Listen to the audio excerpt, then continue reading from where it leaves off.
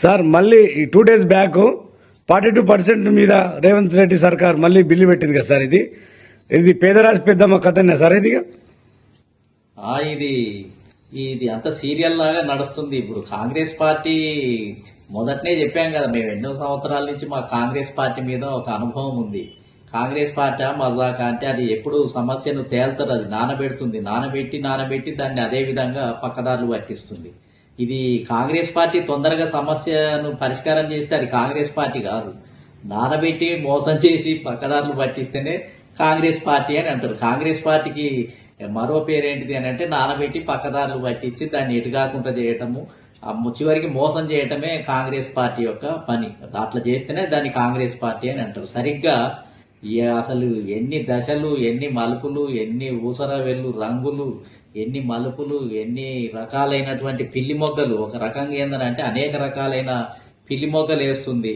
జనాభా సేకరణ దగ్గర నుంచి మొదలు పెడితే, బీసీల కులగణన దగ్గర నుంచి మొదలు పెడితే, అధికారంలోకి వచ్చిన దగ్గర నుంచి 2 సంవత్సరాలు పడుతుంది. బీసీలకు సమస్య తేల్చలేకపోయింది, ఇవ్వలేకపోయింది.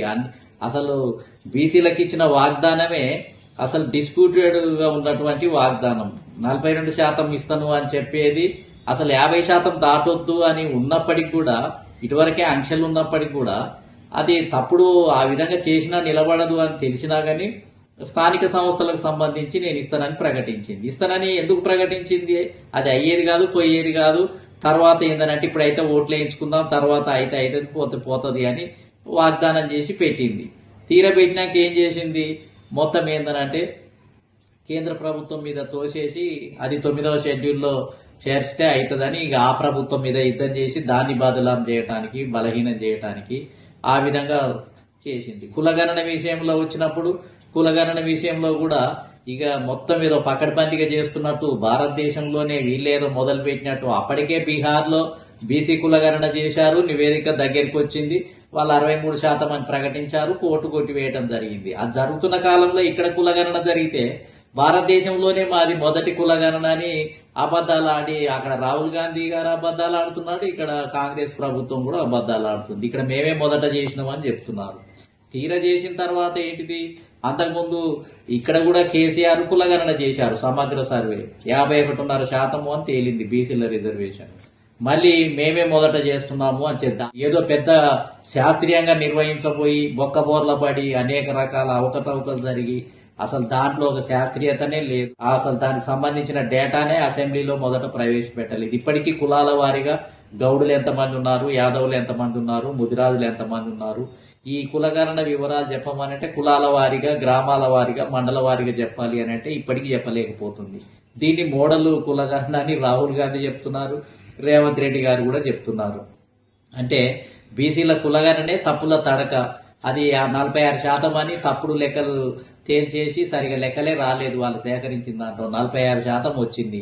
అసలు 51.5% నుంచి బీసీల జనాభా వెనుకబడతనం ఎక్కువ ఉంటుంది కాబట్టి జనసంఖ్య ఎక్కువ ఉండాలి, జనాభా పెరగాలి, ముస్లింలది కూడా పెరగాలి, ఎస్సీ ఎస్టీ బీసీలది కూడా పెరగాలి, ఓసీలది ఏమన్నా తగ్గడానికి అవకాశం ఉంటుంది. అంతేగాని ఇవన్నీ ఉల్టా లెక్కలు చూపించి మొత్తం దాన్ని భారతదేశంలో ఇది ఒక అద్భుతము, ఇది ఏదో అల్లావుద్దీన్ అద్భుత దీపం లాగా మొత్తం ఏందనంటే భారతదేశానికి చెప్పి ఇక దాని పేరు మీద యాత్రలు, మొదటి యాత్ర, 2వ యాత్ర, 3వ యాత్ర అని ప్రజెంటేషన్లు, మొదటి ప్రజెంటేషన్, 2వ ప్రజెంటేషన్, రాహుల్ గాంధీ దగ్గర 3వ ప్రజెంటేషన్, ఇవన్నీ ప్రజెంటేషన్లు ఒక 3, యాత్రలు ఒక 3, ఆ 3 సార్లు అసెంబ్లీలు.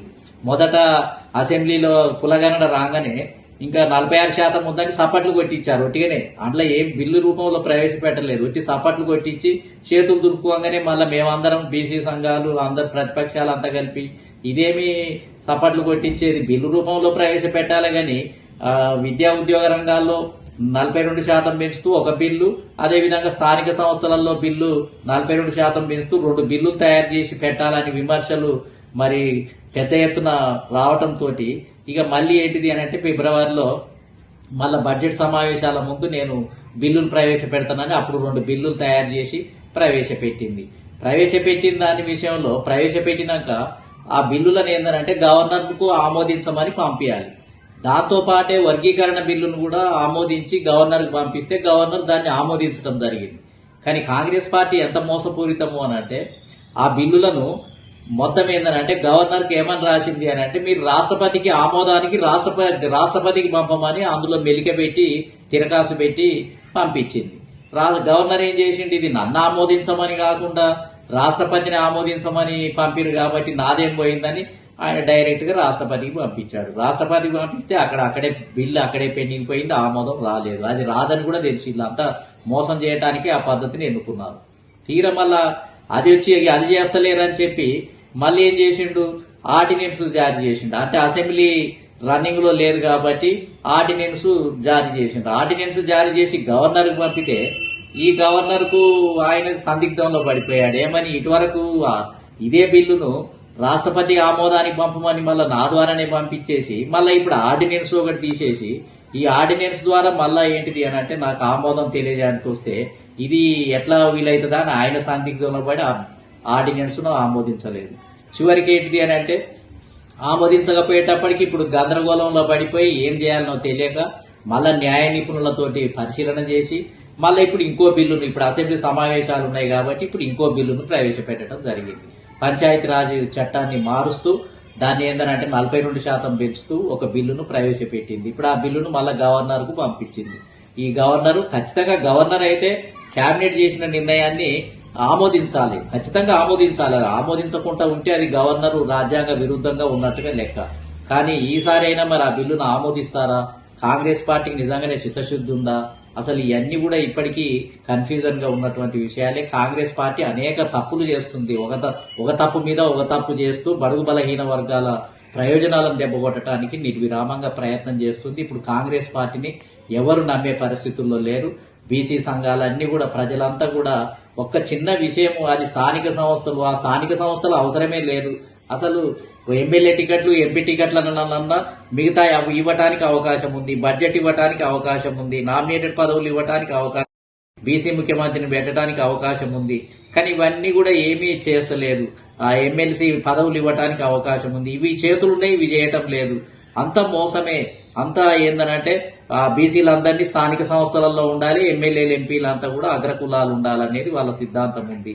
కాబట్టి ఇవన్నీ బీసీలను మోసం చేయడానికి గతంలో మోసం చేసింది, మళ్ళీ ఇప్పుడు కొత్తగా ఏదో మళ్ళీ మోసం చేయడానికి ప్రయత్నం చేస్తుంది. కాబట్టి ఇవన్నీ ప్రజలకు అర్థమవుతున్నాయి అనేది మరి నేను అనుకుంటున్నాను.